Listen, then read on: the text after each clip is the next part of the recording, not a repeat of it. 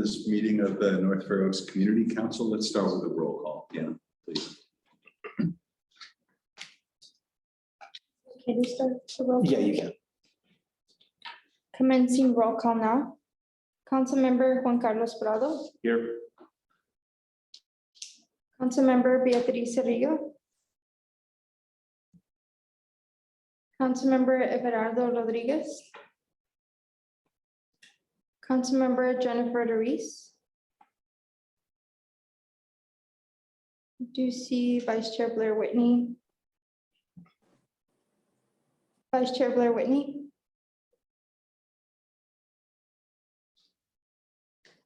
Here on Zoom. Thank you. Councilmember Gabriela Ake. Chair Brooke Sesser. Present. Councilmember Nickit Searcy. Present. Councilmember Kathleen Daly. Present. Thank you. Agenda item number 2, an AB 361 resolution. On September 16, 2021, the governor signed AB 361, a bill that formalizes and modifies the teleconference procedures implemented by California public agencies in response to the governor's executive orders addressing Brown Act compliance during the shelter-in-place period. AB 361 allows local governments to continue to conduct virtual meetings as long as there is a regulatory claimed public emergency in combination with not providing meeting in person would present risks to health. Thus, a resolution is required to invoke the provisions of AB 361 as it is found that conducting in-person meetings would present an imminent risk to the health and safety of attendees. Do we have any questions from council members?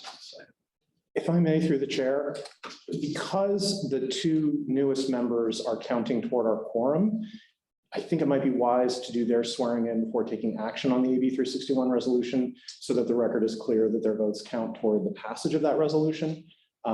So I would suggest taking the swearing in a bit out of order in order to make that happen. I agree with you, Tim. Let's go ahead and proceed to item 4, the swearing in of new council members. I believe you're going to handle that. Sure. I'm going to hand you a written copy of this so that you can follow along. It is very poorly written and its pacing is extremely awkward when read aloud. So it will seem like it's stilted and unnatural, but trust me, everybody who's taken this oath has struggled with the same thing. So here are your follow along scripts. And if I may, I will swear in new Councilmember Daly first. Would you please stand and raise your right hand? And I know you've seen this before, but I'm gonna say, I state your name, do solemnly swear, and then you'll say, I, then your name, do solemnly swear. Okay. Please raise your right hand.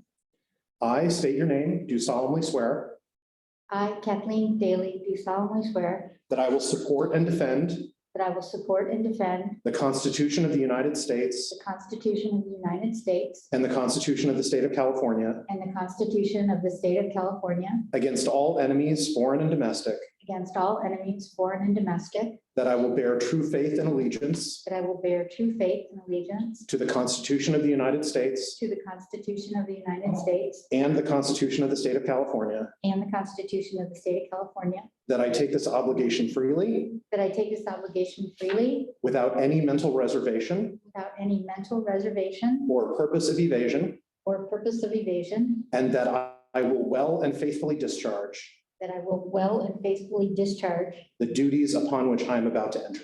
the duties upon which I'm about to enter. Thank you. And if you could please sign this, and I will countersign it, and we'll file it with the clerk. Okay. Okay, Mr. Searcy, could you please raise your right hand and repeat after me? I state your name, do solemnly swear I, Niket Searcy, do solemnly swear that I will support and defend that I will support and defend the Constitution of the United States the Constitution of the United States and the Constitution of the State of California and the Constitution of the State of California against all enemies, foreign and domestic, against all enemies, foreign and domestic, that I will bear true faith and allegiance that I will bear true faith and allegiance to the Constitution of the United States to the Constitution of the United States and the Constitution of the State of California, and the Constitution of the State of California, that I take this obligation freely that I take this obligation freely without any mental reservation without any mental reservation or purpose of evasion, or purpose of evasion, and that I will well and faithfully discharge and that I will well and faithfully discharge the duties upon which I'm about to enter. the duties upon which I'm about to enter. Congratulations. Thank you. Thank you. You could sign here where provided. Thank you.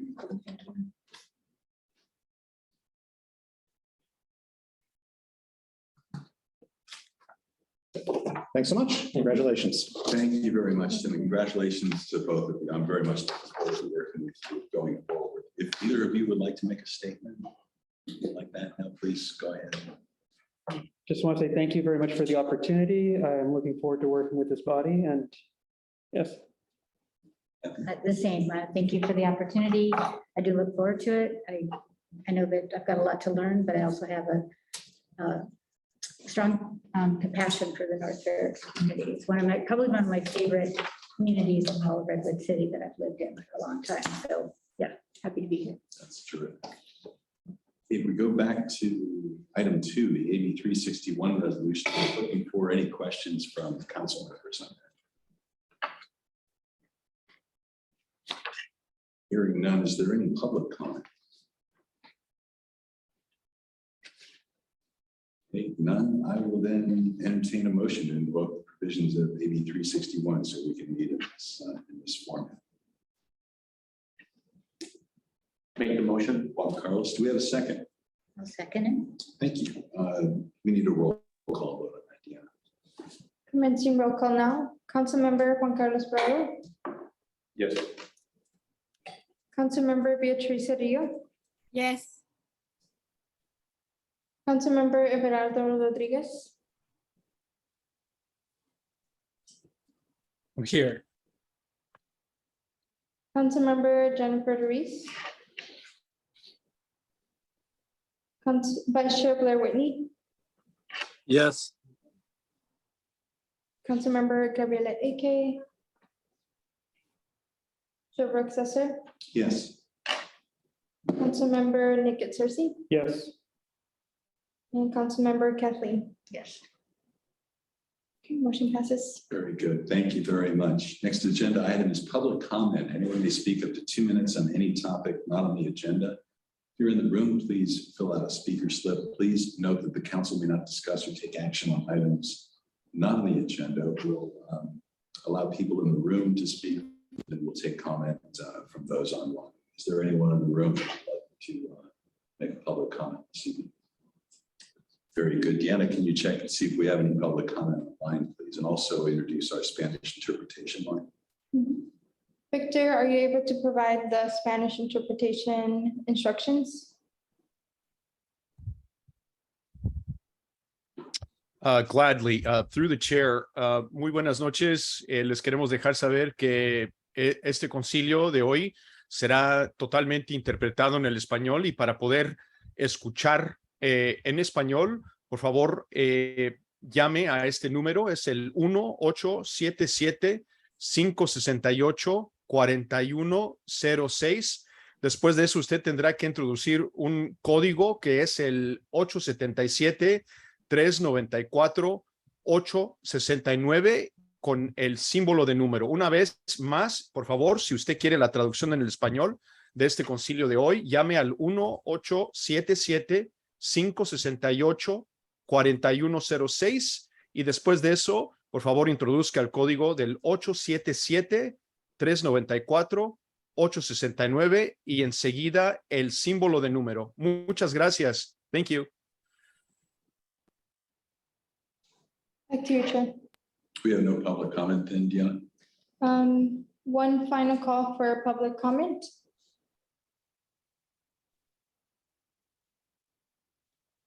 Not at this time. Back to you, Chair. Thank you very much. Next agenda item is an informational presentation on the proposed minimum wage increase in San Mateo County. Last 15 minutes.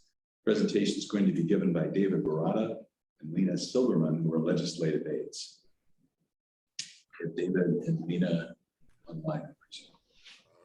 We are online. Can everybody hear me? Yes, we can. Excellent. And that's just for future reference, burrito. Burrata is a very nice cheese, but I'm more like burrito. Burrito? I'm sorry. No, it's okay. So good evening, members of the council, and thank you for having us. My name is David Baruto. I'm the Chief of Staff for Supervisor Dave Pine. I'm going to ask my colleague, Lena, to introduce herself. Hi, yeah, my name's Lena, and I'm a legislative aide for Supervisor Don Horsley, who is currently the president of the Board of Supervisors. So tonight, as was stated, we're here to provide you with an informational briefing about a project our supervisors are working on to modify the minimum wage in unincorporated communities in San Mateo County. They are pursuing this really largely to ensure that the minimum wage doesn't stagnate in our communities. As we all know, this is a pretty expensive place to live. We know that you have a really full agenda, so we're going to try to be expeditious. And we have a short presentation that we will provide to you now, if that can be queued up.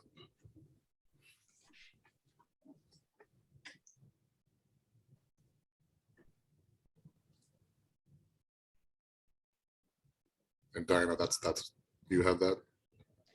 One moment. Okay, yeah, just making sure I wasn't responsible.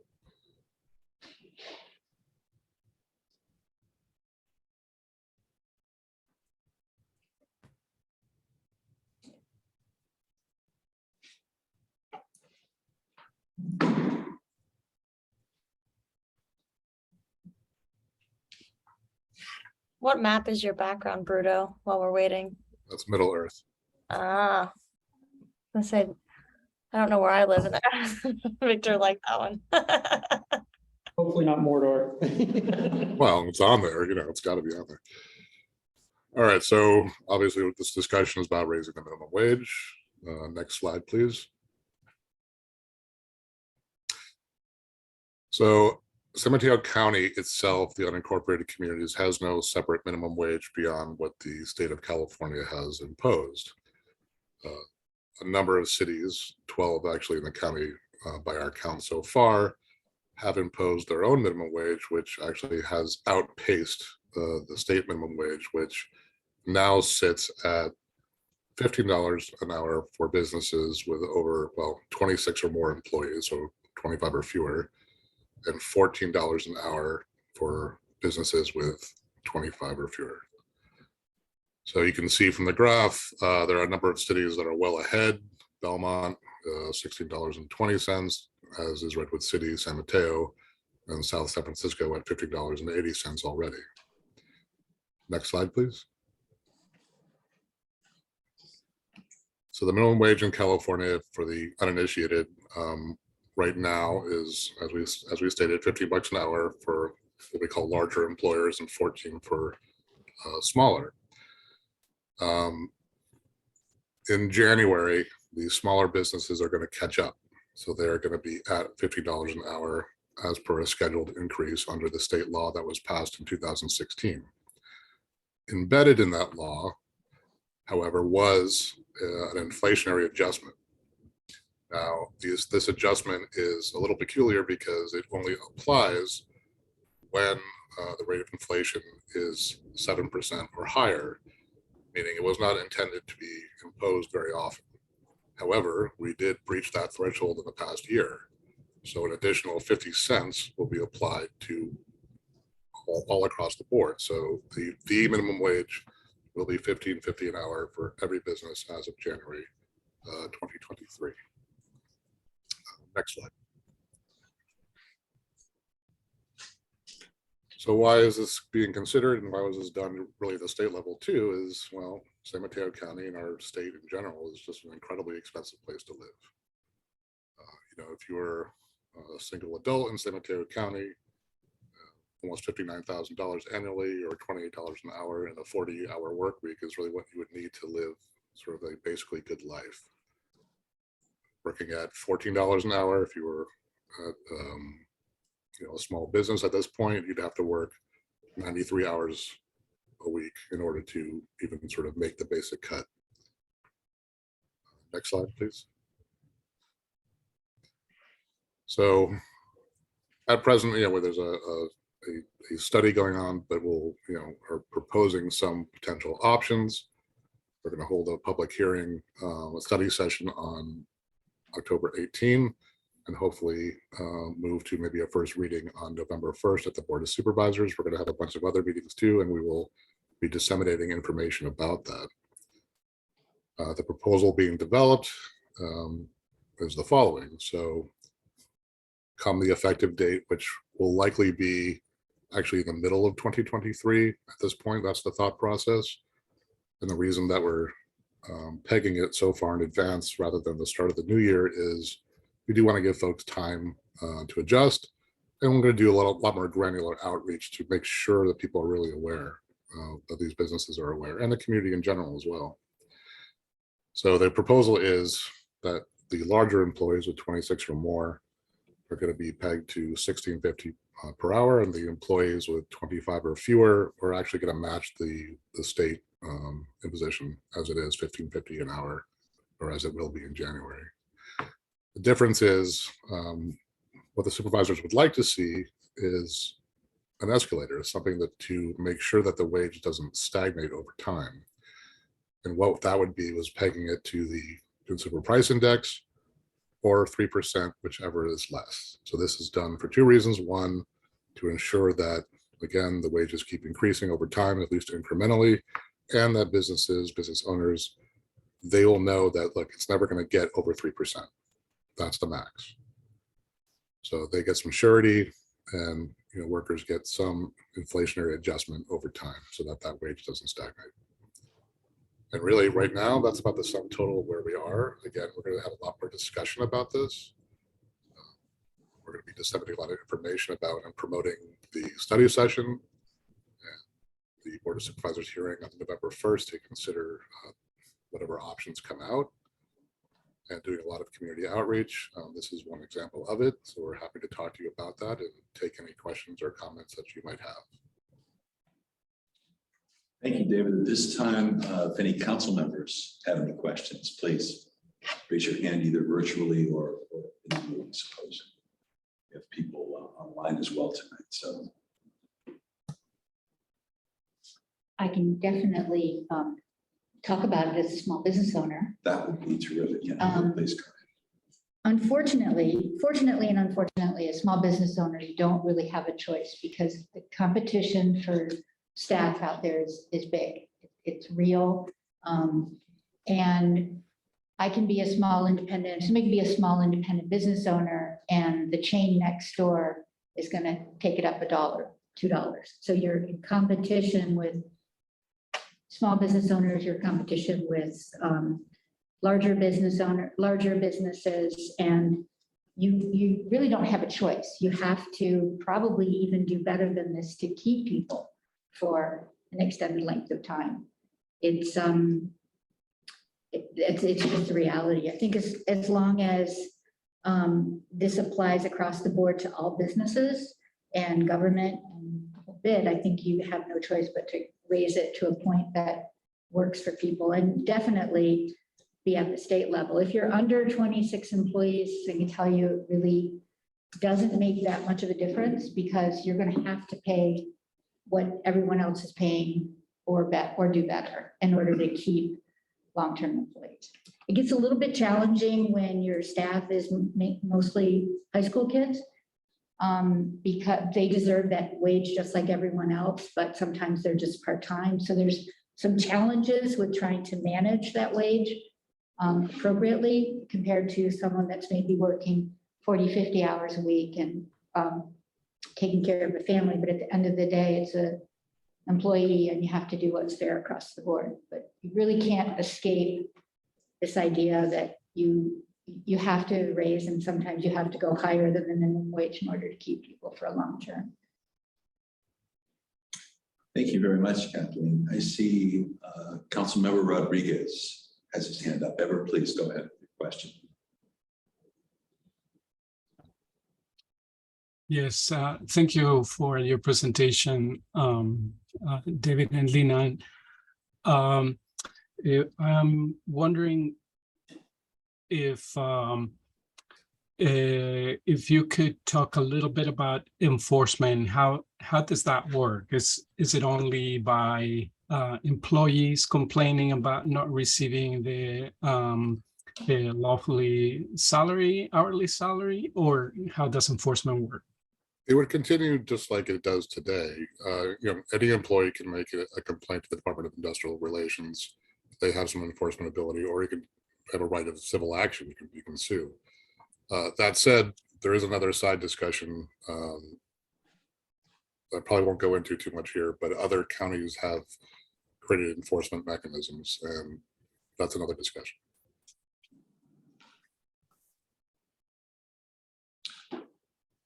Do you have another- And also, does this apply to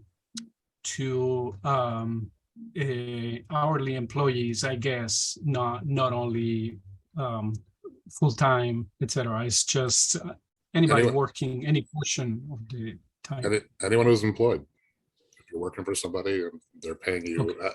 that's the floor. Great, thank you. Further questions ever? Okay, thank you. Do other council members have questions on this? David, real quickly, the rationale for 1650 as opposed to something else, kind of where did that come from? I mean, $15 an hour goes farther in some parts of California than others. So I guess I'm wondering how we settled on 1650 as a total. Well, it really was to keep it ahead of the state minimum because, again, the state has no, it has an inflationary adjuster, but one that's probably not going to be enacted very often. So this sets it a little bit ahead, has a little bit of an escalator. It's not that far ahead because, again, we don't want to burden businesses overly, but it'll be a little bit of ahead and it'll escalate over time. So it's about incrementalism. And do you have a sense of how many workers that impacts in San Mateo County? We've been down this road a lot. It's very difficult to tell because, again, this is really unincorporated. Okay. So cities, we don't have jurisdiction over what they do. A lot of cities have already done this. We really don't have a good business inventory, and that's a very difficult thing to do because they change all the time. Okay, that's understandable. And finally remind me what the next steps are in this. The board will take this up at a meeting in the future. Is that correct? So October 18th, and we're going to be emailing the council all of this information as well, so you don't have to record it. But October 18th, the board of supervisors will hold a study session to really talk about what we just talked about today, and ask questions and make comments. November 1st, hopefully a first reading. But in the meantime, we're going to be doing a number of other outreach meetings, including other community councils that are unincorporated. Okay. Well, thank you. If there are no other questions from I'm sorry. Councilmember Searcy, please go ahead. Thank you. Yeah, thank you very much. I did have a question on the future looking of this state. So I know you've put in some escalators and you're looking at it. Is there a plan to revisit this in the situation where, if we're in the unfortunate situation where inflation has gone significantly above 3% and there's like a spread and it slowly starts outpacing again? It's a good question. Again, we want to provide some surety to folks. So, keeping it at 3% was the supervisor's intent so that at least it wasn't, Standard rate of inflation, right? quite as unpredictable, right? Now, again, we have breached the 7% national, in California in the past year, and that's why the escalator for the state rate is being imposed. And that, frankly, that might happen again this next year. So would we revisit this and do like another true up or look again to adjust minimum wages in the future? I think if it really got that far behind, the board would definitely have to look at it again, but it probably wouldn't be these supervisors. All right, thank you. Any other questions from council members? Do we have any public comment on this agenda item? During this time, members of the public, if you wish to comment on agenda item number 5, proposed minimum wage increase, please raise your hand on Zoom, and then we will follow with public comment in person. Please bring up your speaker slip up to the clerk during this time. I see no public comment in the room. Do we have any comment online? Hi, Victor, do we have any public comment on the Spanish line? Hi, thanks. There's none at the moment. Back to you, Chair. Okay, well, thank you very much, David and Lena, for your presentation. It'll be interesting to see what the board does with this and where we go in the future. I want to say thank you to the council for having us, especially Mr. Prado, who I believe was a former board aide. So, you know, in the family. Oh, that's true, yeah. Thank you. Thank you. Next item on the agenda is the North Fair Oaks Community Festival report out. Unfortunately, Lydia could not be with us this evening, so we're going to postpone this report for either our October or November meeting. Next item is item number 7, rezoning project update. A presentation that will be given by Will Gibson of Planning and Building. Will, are you out? I see you.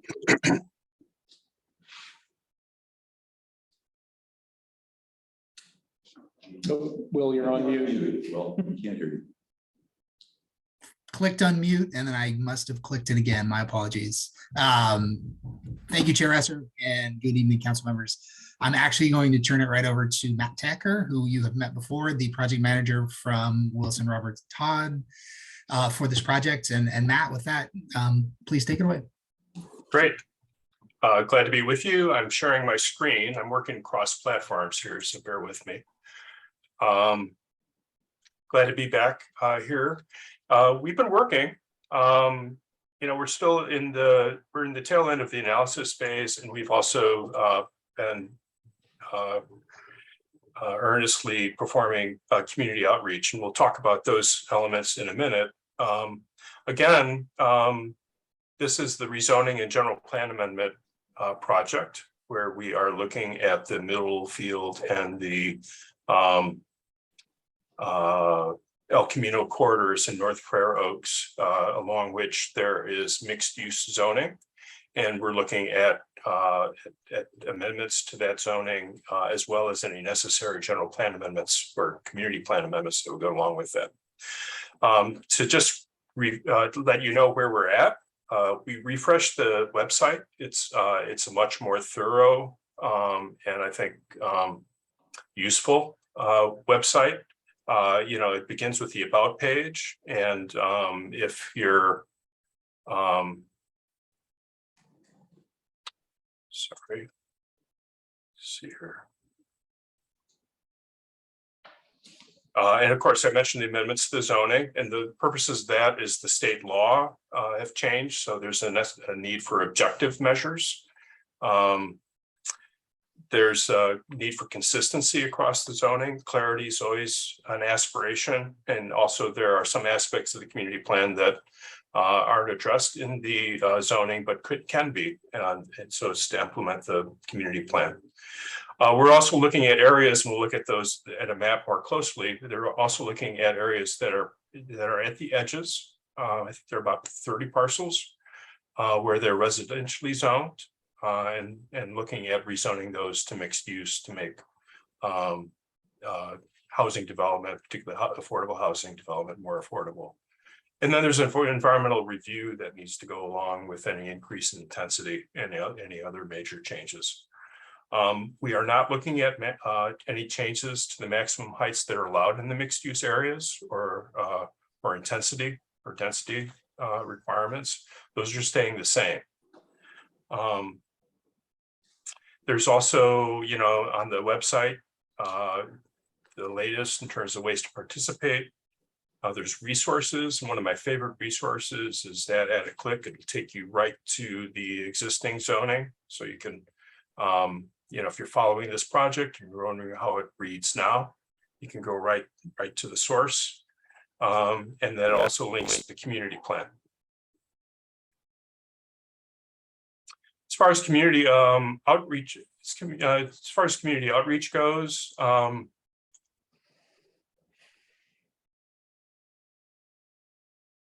you know, last time we came, we reported on stakeholder interviews we had.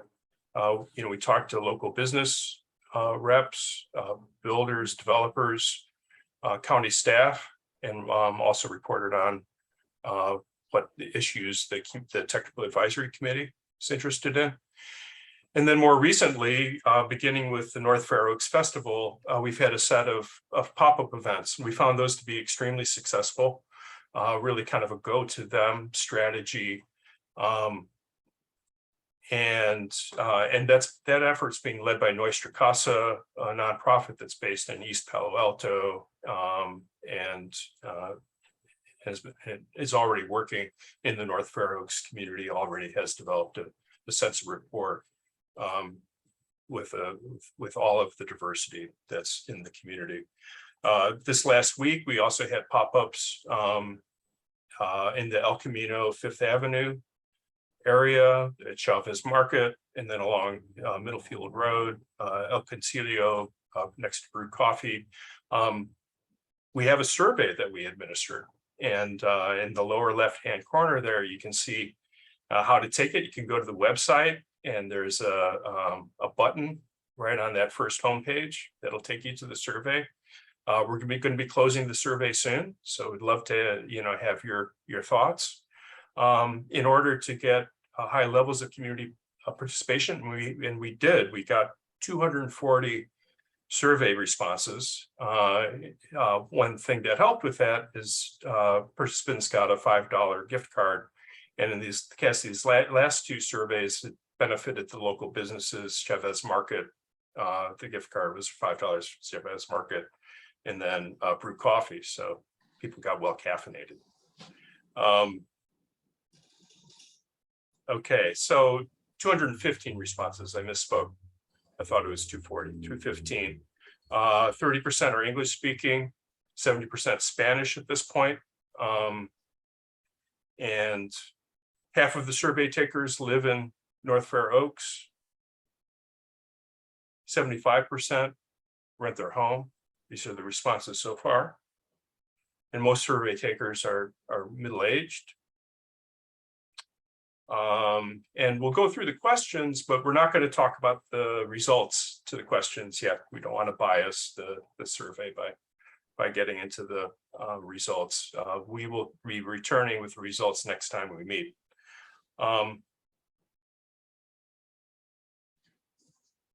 We asked respondents, what do you feel is most important to improve in North Fair Oaks? And gave them a set of options: safer streets, shopping options, housing options, more jobs, more community facilities. It's just a way of kind of taking the temperature and knowing where we should place emphasis as far as the rezoning effort goes. Also reducing industrial nuisances was another option. Another question has to do with an issue that we're addressing in the rezoning, which is where do we want to require ground floor commercial? Right now it's required along all the frontages, but there's not always the foot traffic to really support the retail shop or restaurant that's there in many of these locations, and might actually be an obstacle to getting development. So we wanted to understand where, and we still want to understand where respondents would like us to put our attention as far as where the retail should go. We asked them what they'd like to see, in this established area. This wasn't a question of whether there should be retail there or not. I misspoke.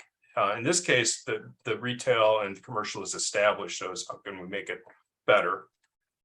And then we asked whether this area here, which is where the train tracks go across Middlefield Road, whether there should be a requirement of retail in that sub area. And I say retail, I mean commercial storefronts. Could be a variety of uses that fit that category. And then also along El Camino Real.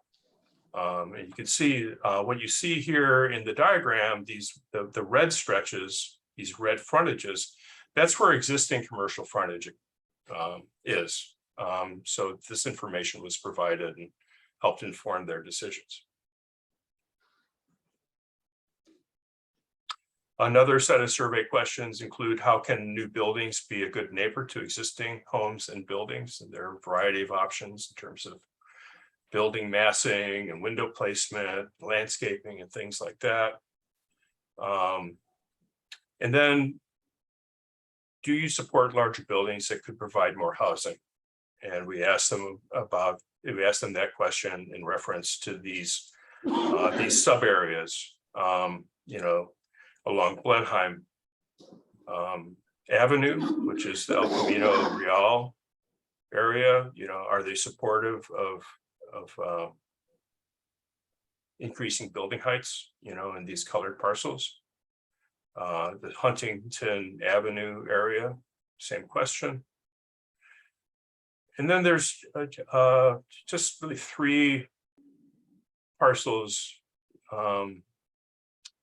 in the back of these Middlefield parcels here. These are owned by the same property owners that have frontage on Middlefield. So we asked, sort of took the temperature of the community on that question too. Our next community plan, our next technical advisory committee meeting is going to be looking at the current zoning through the lens of the community plan. Your community plan is very thorough, it's very comprehensive, and so we want to make sure that the rezoning effort reflects all the policies that are in the community plan. So very diligently went through and identified those policies that relate to zoning and what their status is. We took a look at the zoning. He said, are there objective standards that are in place for the community plan policy? We're going to be looking at rezoning the R zone parcels. The ground floor requirements I talked about already. And the height and massing transitions to surrounding neighborhoods also is a survey question. And parking and transportation demand management. These are key issues that are articulated in the community plan, and we'll be working with the technical advisory committee to take their temperature and then report on that to you to help inform our recommendations. Issues for the community plan. There may be the need for some amendments. Most of those would have to do with development feasibility. One example of that is the community plan now calls for ground floor open space contributions. And that's hard to do because of the size of the parcels. The potential development sites are very small, and so and they're very tight, kind of like a Swiss watch, trying to get everything packed into those. So we'll be, looking at amending those policies. There's policy amendments that relate to changes in state density bonus law. For instance, there's a section in the community plan that discusses community benefits, which is made moot because of changes in state density bonus law. There's also inconsistencies with more authoritative standards that relate to green buildings and stormwater quality. Cal Green and Title 24 at the state, deals very handily in a very authoritative way with green building issues and the county's stormwater program. Similarly so. And so not only are provisions that are in the community plan redundant, but they actually might be, in some cases, in conflict with what the best design solution might be to save energy, for example. And then also in doing the analysis of the community plan, we identified those things where the technical advisory committee and others stakeholders have expressed interest but are not covered by the rezoning. Captured those, and we will also include a memorandum that's going to summarize those things that those issues that came up during the rezoning, but that the zoning can't address, such as public open space creation and public street improvements. Our schedule, we're keeping pretty much on track. It's split a month. but we're getting there. We're still, we're still in this zoning framework and alternatives phase. By alternatives, that's sort of the analysis, different ways we could do things. What are the issues? Here we are with pop-ups and surveys. And in November, coming up pretty soon, a couple months, we'll be setting the direction. We'll be doing that with you. And then we're going to be really getting into the detail, the zoning development, end of the year into early next year, and then finally getting to a final public review draft for which there would be public hearings with the Planning Commission and ultimately with the Board of Supervisors. So I'll give back the screen and look forward to your questions and hearing your comments. Are there any questions from council members for either Matt or Will on this project?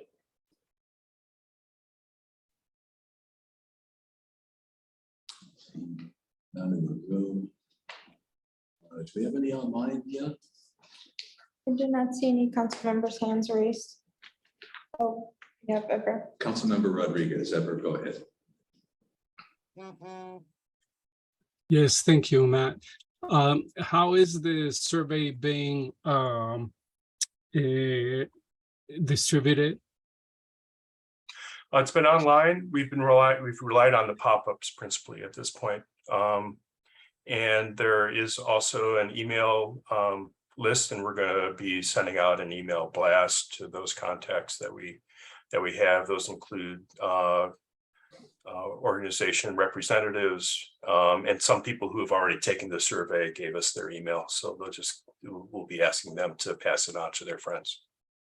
And so for the pop-up events, are people being given the survey there or being sent to visit the online website? They're given an opportunity to take the survey there. So the way the survey is online, and so they were presented, those participants were presented with a tablet or a smartphone where they could take the survey right there and then. If somebody was in a hurry and they had their smartphone, there's a QR code, where you can take a photograph of the box, and it'll take you to the survey, so they could take the survey later if they wanted to. I believe, Matt, we also gave them the information sheet, which had the link to the website and the survey as well. So they would have a paper form. Okay. They could go later and log in. And I Right. believe we have just distributed door hangers that also have that information, if I'm not. Yeah, thank you. That's right, the information sheet. So leading up to the survey, leading up to the pop-ups, so that we would get good attendance at the pop-ups. A few days before, Nuestra Casa distributed the information sheet, which also had the pop-up information and the QR code to take the survey. They distributed that, both English and Spanish versions. They distributed that to each property that had a business in it along Middlefield and El Camino Real at Fifth Avenue. And I think that, yeah, that's right. This is, and I believe that the flyer is in your packet. Yeah, so there have been multiple distribution methods. People could take it in person at the festival if they chose to through the tablets. They could take it at the pop-ups. They could use the QR code that goes right to the link and use their smartphone, or they had a paper version. So we tried to cover kind of multiple avenues for people to be able to access it. And if they happen to come to the website, it's also very prominently featured on the website as well. Thank you. Any additional questions? Councilmember Searcy, go ahead. Thank you. This is more for my edification, since this is my first meeting here and part of this, but for the issues that you raised and said they're not in scope, are those going to be addressed at a later date, or is the plan going to be put forward just saying that this is a problem and we'll have to figure it out later, or somebody else's problem? It would be, and Matt, you can jump in as well, but It would be an identification of the problem and a set of recommended potential solutions that the county would have to implement outside of the zoning through other policy means. But it would offer solutions. It's just they aren't zoning solutions per se, and this is a zoning amendment project. Yeah, exactly. So there would be the issue, and then there'd be just a short discussion on some ways the issue could be addressed. An example of that would be, for instance, establishing a developer fee to help promote transit use or something like that. And would other groups be working on the solutions in parallel with yours, or that would be a whole separate process, like starting after you're done? I think there will be some crossover because there is going to be an effort, and I think the council will be briefed fairly soon on this effort to go back and see how well the various policies in the community plan more broadly have been implemented. And these issues are issues that are addressed in the community plan. So that will kick off as this is going on. Some of it will be in parallel and some of it would take place following the end of this effort. Thank you very much.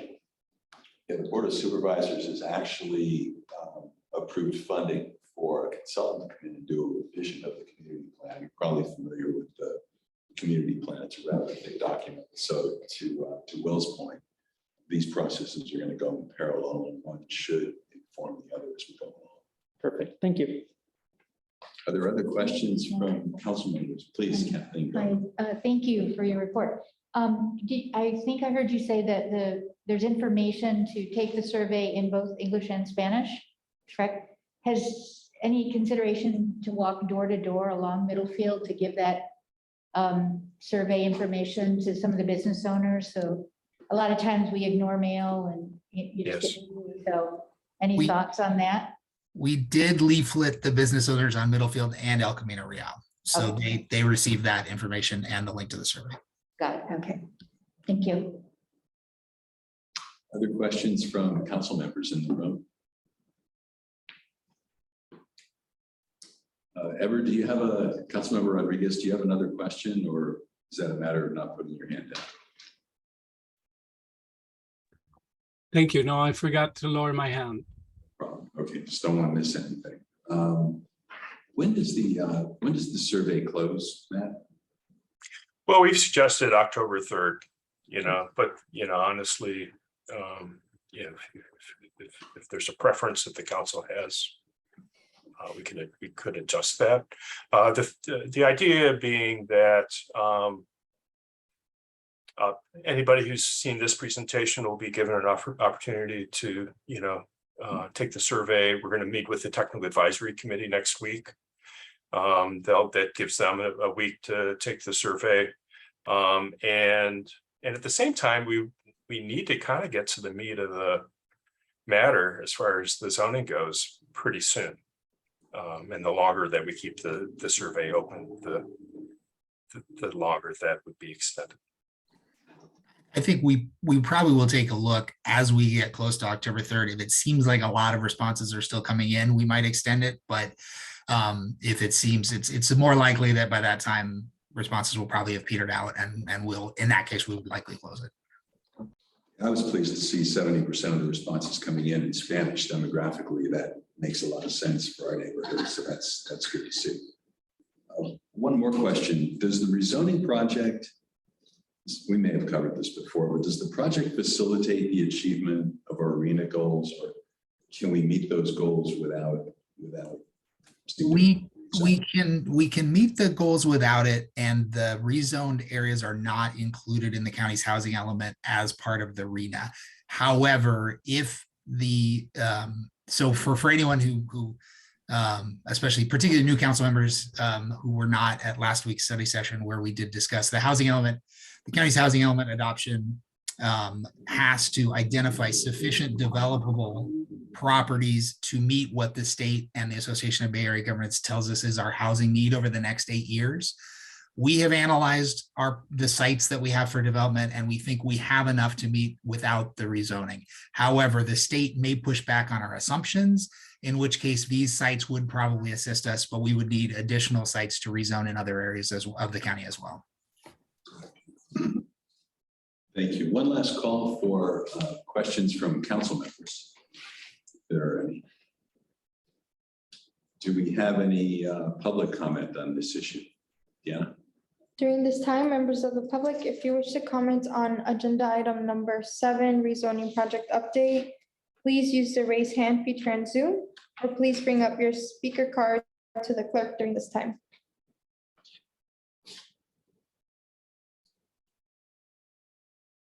Victor, are there any public comment on the Spanish line? Thank you, Diana. There's none at the moment. Back to you, Chair. Okay, well, thank you very much, Matt and Will, for this. We're looking forward to getting updates. I'll be at the TAC meeting next week, by the way, so I'm looking forward to that as well. That's great. Thank you very much. Thanks for the opportunity. Thank you. Next agenda item is a presentation of draft local road safety plan. Presentation is going to be given by Harry Yip of the Department of Public Works. Harry, the floor is yours. Hello, just give me 1 second to set up.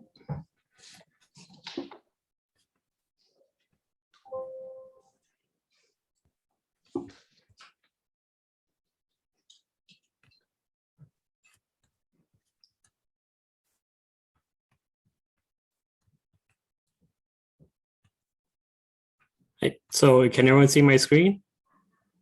Is it shared? Yeah. Okay, so thank you, Chair Esser. My name is Harry Yip, and I'm a civil engineer with the San Mateo County Department of Public Works. And I'm here today to talk to you about our local road safety plan for the unincorporated San Mateo County. So you may wonder, what is a local road safety plan? Well, in short, it is a collaborative, data-driven process to identify where to implement safety improvements on the roads that we maintain in unincorporated county. It is developed by a multidisciplinary team, and we analyze collision data. And from that data, we identify high priority roadways and appropriate safety enhancements for them. It has also become a requirement for grant funding in the future for transportation improvements. So these are some of the goals of the plan. We strive to reduce traffic-related fatalities by 2035 and reduce severe collision injuries by 50% by 2035 as well. And we also want to improve the safety for all roadway users. These are the kind of the stakeholders that were instrumental in developing this plan. We worked with the California Highway Patrol, Caltrans, the County Office of Sustainability, Planning and Building, the BPAC, Board of Supervisors, and the Department of Public Health as well. So we kind of looked through collision reports that were collected by law enforcement. So anytime there was a collision that was recorded to either a sheriff or CHP from 2014 through 2020, that data was collected by us and analyzed. There are some limitations that we tried to get hospital data too, because some collisions may not be reported and hospitals might have additional data, but unfortunately they don't have locations of where those accidents occur.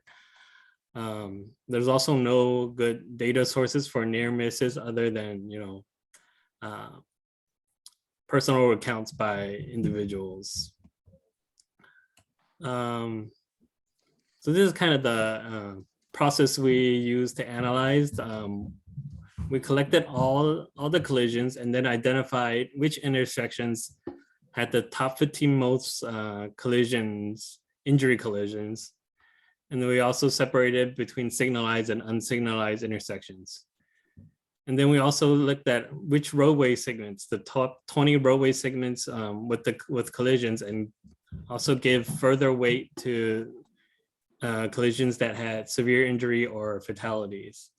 Also, we also gave extra weight, 10 times the weight, to any active mode involved collisions, which means like pedestrians or bicyclists, which is very relevant to North Fair Oaks, since this is probably the part of the county with the most ped bike activity. So in the end, this is kind of the what we see. What we get is a map with the little black dots you see are individual collisions that were captured by the law enforcement. And then also you see these red gray bars, which are identified as roadway segments that are in need of some enhanced safety features. You can see that this map, we show North Fair Oaks, El Camino is that red line, the second red line from the top, and then Middlefield Road is that other red line furthest up to the screen. And you also see a gray line on Fifth Avenue. So those are kind of our priority roads that we see in North Fair Oaks. And then further down the map, you also see West Menlo and Sequoia Tract as well. So what do we do with the data? We look at the data, and then we also select countermeasures from the Caltrans Local Road Safety Manual. And then we match the proven countermeasures that they recommend to certain collision types, and whether it's a collision, we see a lot of collisions involving bicyclists or motor vehicles or pedestrians. We try to match them up based on what we get from the data. So this is kind of the result. We see like a matrix of our roads and countermeasures on the top. And then where we see an X is kind of where we identify a road and the countermeasure should be implemented. So Fifth Avenue, the second from the top, it's identified as needing some bike lanes, some edge lines and center lines, maybe a rectangular flashing beacon, those yellow flashing lights for pedestrians, and upgrade to crossings at that road. And then further down, you also see one for Middlefield Road, probably from the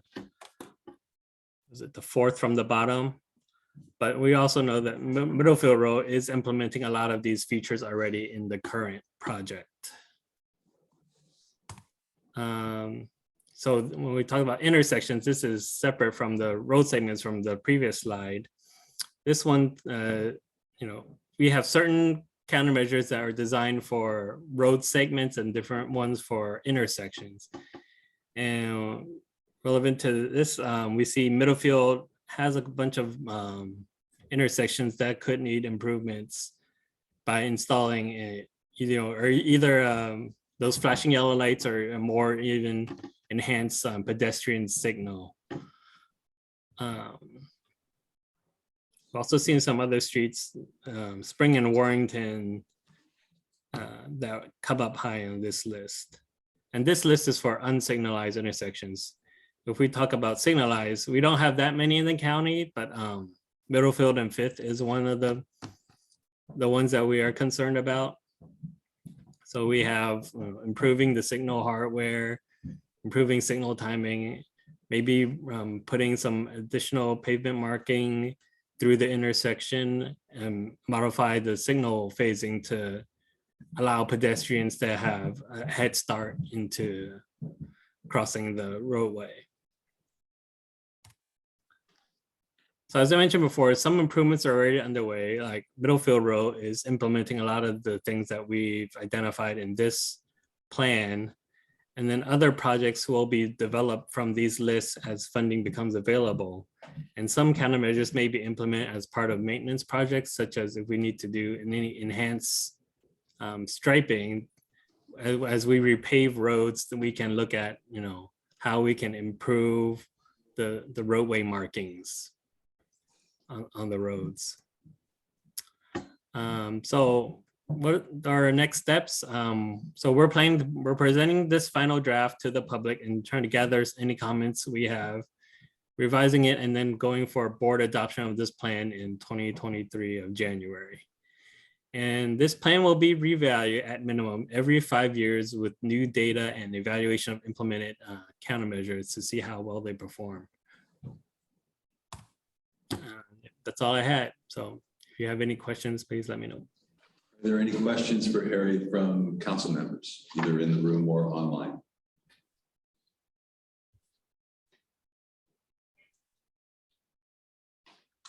I can't. Councilmember Everardo has his hand up.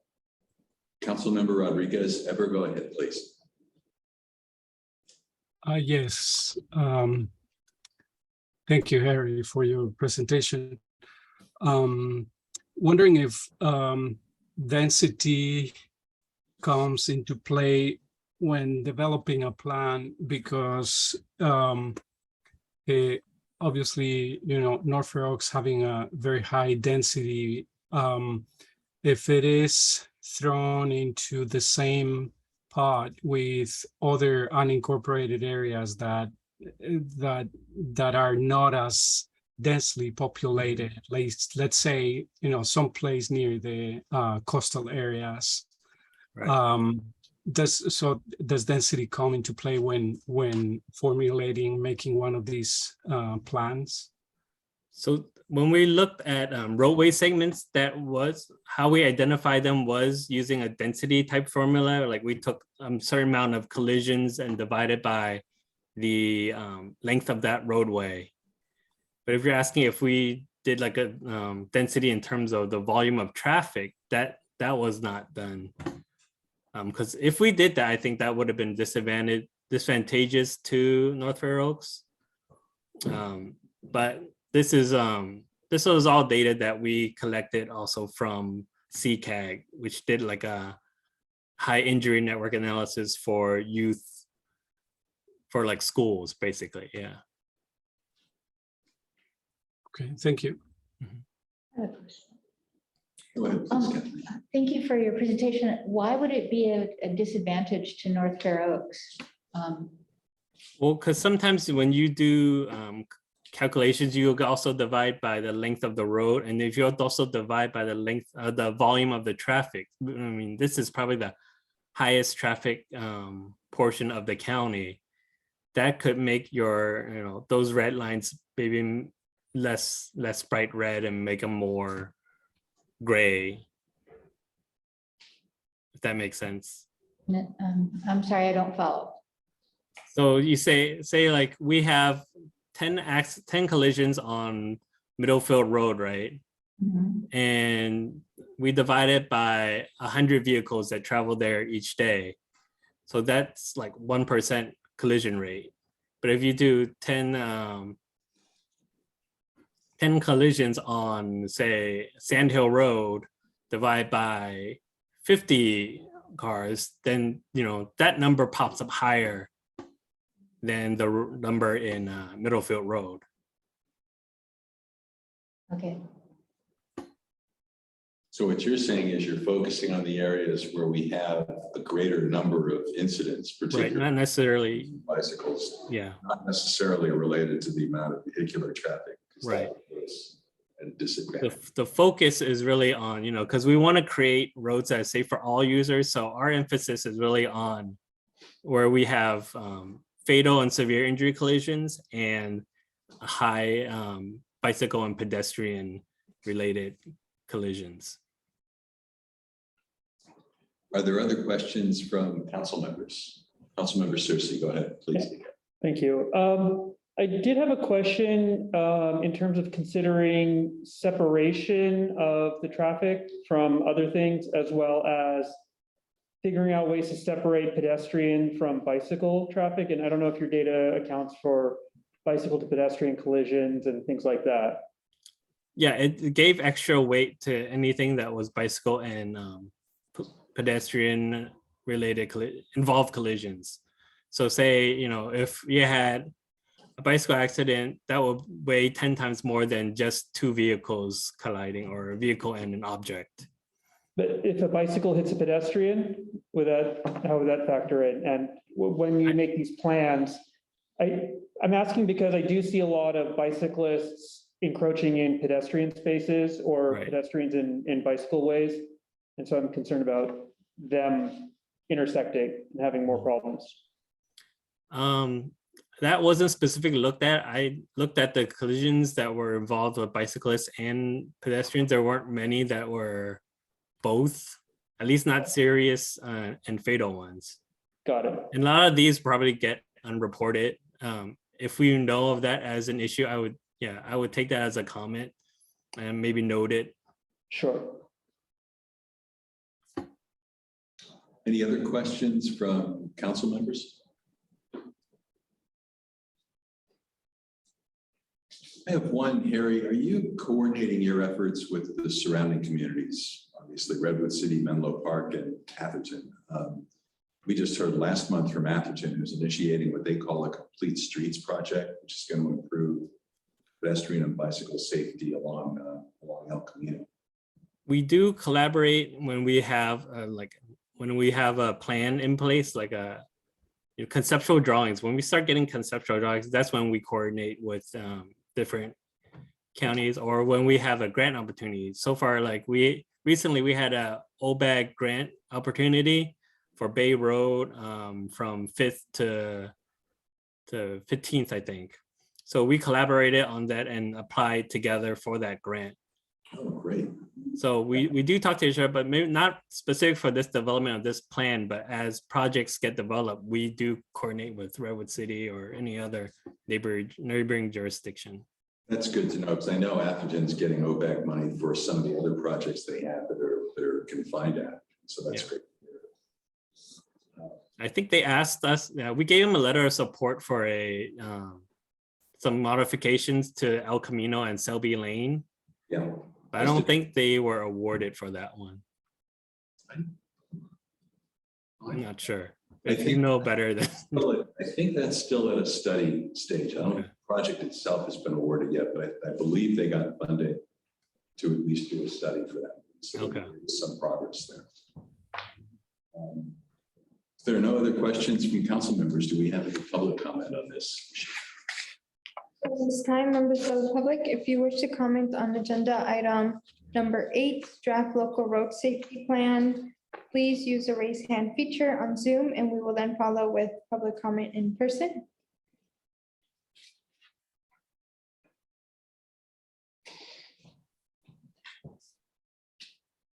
Victor, are there any public comment on the Spanish line?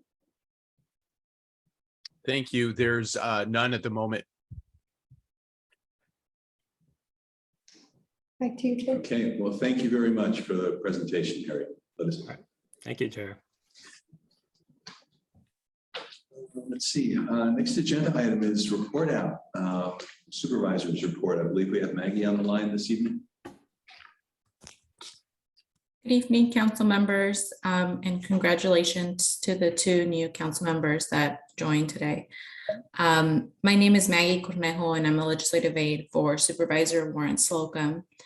I just have some updates here on, this is for the new council members and for those that are not subscribed. If you haven't subscribed to the District 4 newsletter, I would encourage you to do so, as we include a lot of updates there, monthly updates on what our office is working on. And I believe our newsletter went out today. So if you haven't, make sure you subscribe. And then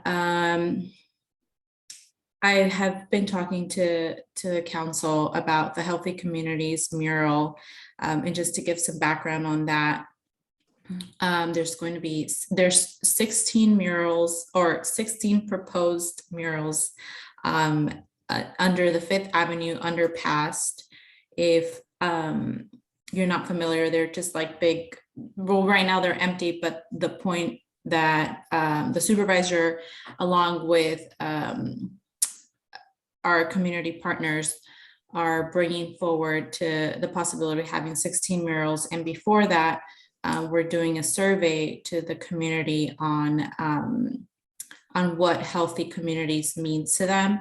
So the survey is going to close on September 30th. Yeah, September 30th, so next week. And if you haven't filled it out, please fill it out and spread the word about it. And then the last update that I have is on the NFO community plan. So that will be going to the board. The final contract with the consultants will be going to the board on September 27th. So next week. So we'll have more information on that next month. And any questions or comments? Any questions, comments from council members for Maggie? Okay, thanks very much, Maggie. Next up is the county executive's report. Justin, I believe you're on the line tonight. Yes, good evening, everyone. Justin Mates, Deputy County Executive.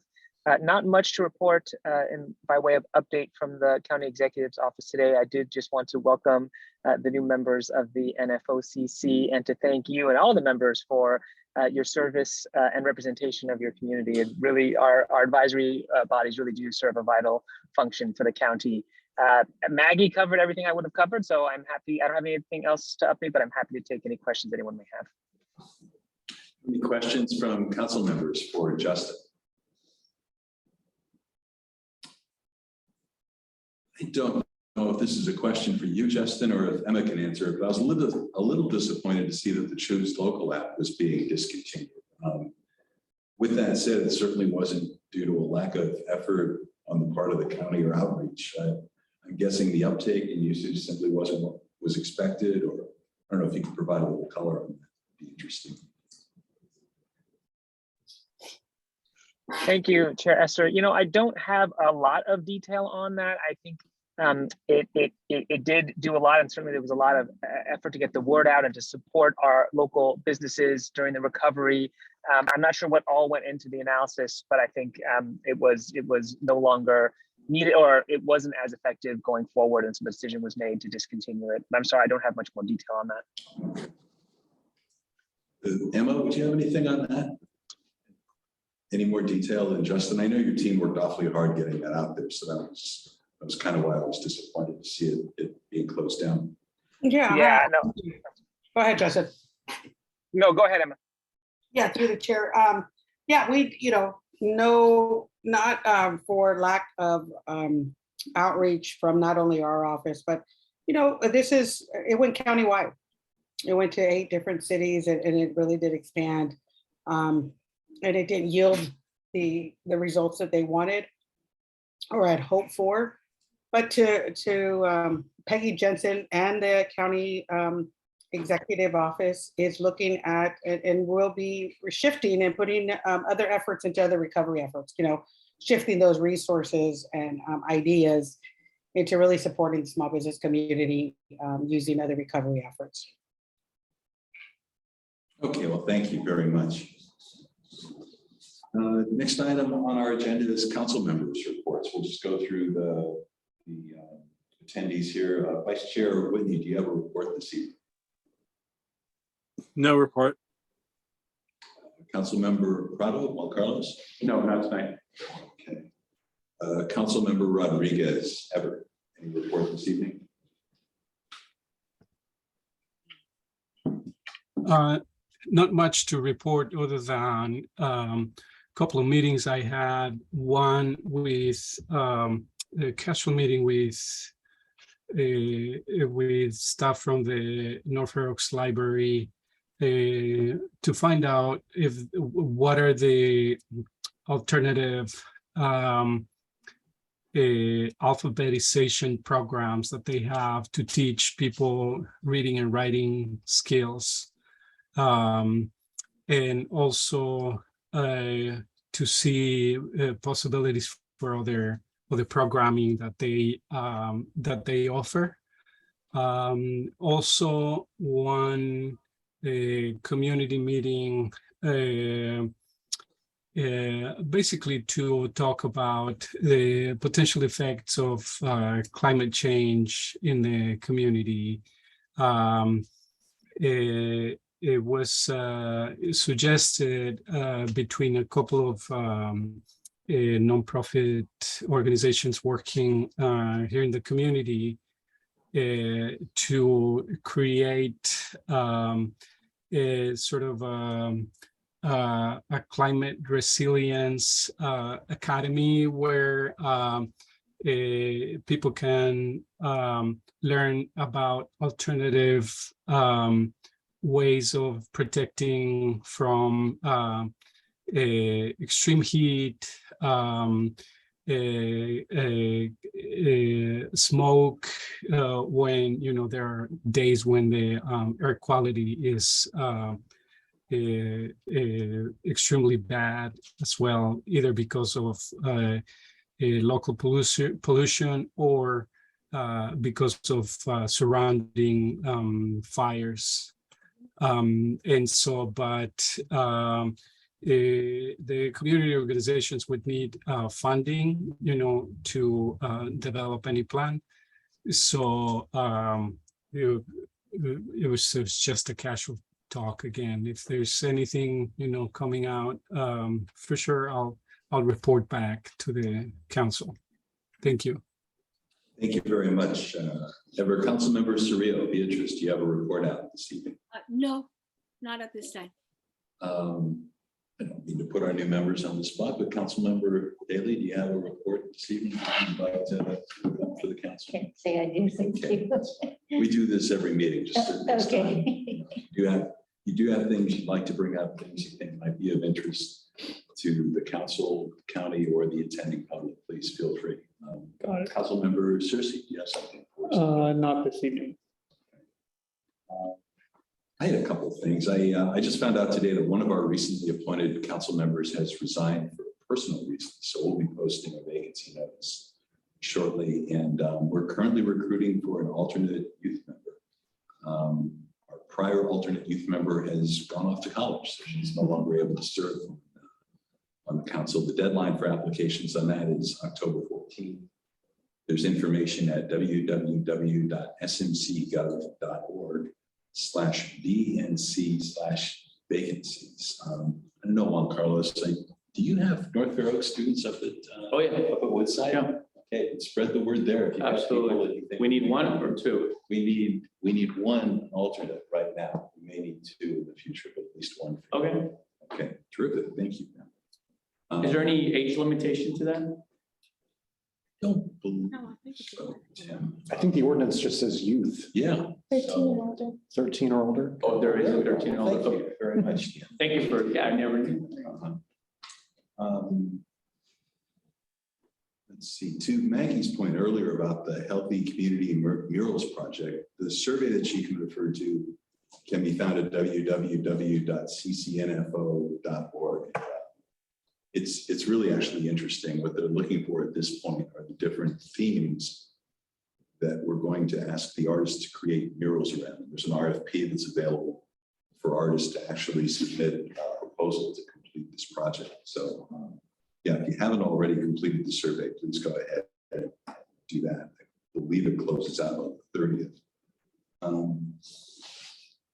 And just one more shout out, the county's registration and elections division is looking for election workers for the November statewide general election. If you're interested in being an election worker, taking part in elections in that way, you can apply at smcvote.org. That goes for council members as well as attending members of the community. So with that, thanks to our presenters this Through the evening. chair, I Yes, apologize. I do see Justin Mates with his hands raised. Okay. Justin, please go ahead. Yeah, thank you, Chair Esther. Sorry, there was one announcement I forgot to make earlier, and I don't have details, but I just wanted to put it all on your radar. We've been discussing recently with both Menlo Park Fire and Redwood City Fire. As you may know, the North Fair Oaks area is served, different parts of it are served by those two agencies. In any case, both those agencies are planning to have a Spanish language CERT training. For those of you who are not familiar, CERT is a community emergency response team, sort of a set of volunteers that can help with various kind of emergency response kind of coordination type of activities there. It's a great way to serve your community. And when we get more information, either you may see it directly from those agencies, but also if we get it, we will share it amongst all of you, because it's really a great opportunity to get some more training into the North Fair Oaks community. Appreciate that, Justin. Thank you very much. And thanks to our presenters this evening, as well as members of the public who attended and participated. And as always, thanks to our county staff, Emma, Kenny, Deanna, Justin, Tim, Victor, and Jenny for their help and support. Because without you guys, we obviously couldn't be doing this. So With that, we stand adjourned. Next meeting will be October 27th, 7 to 9, same location. Thanks very much, everyone. Thank you. Thank you. Thank you. Good night.